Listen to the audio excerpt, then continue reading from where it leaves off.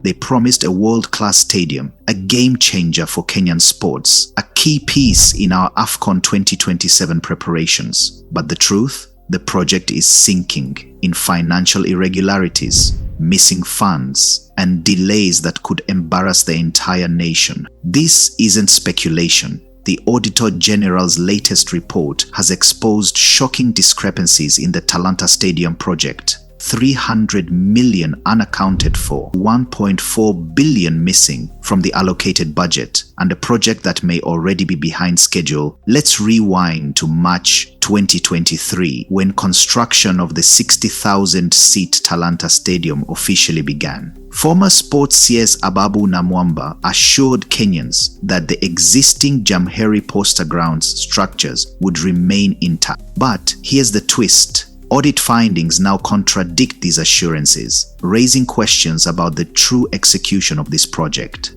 Out of the 14.2 billion transferred from the Sports, Arts and Social Development Fund, 11.5 billion was funneled into different sports federations, leaving only a fraction for stadium construction.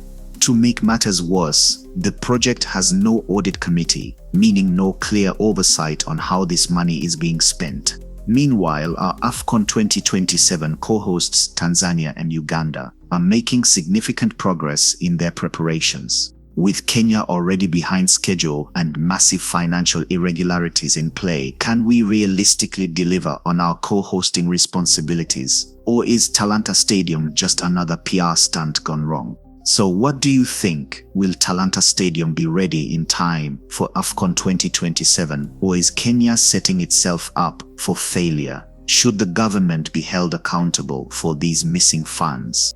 Let's discuss in the comments. Don't forget to like, share and subscribe for more content on Kenya's biggest projects.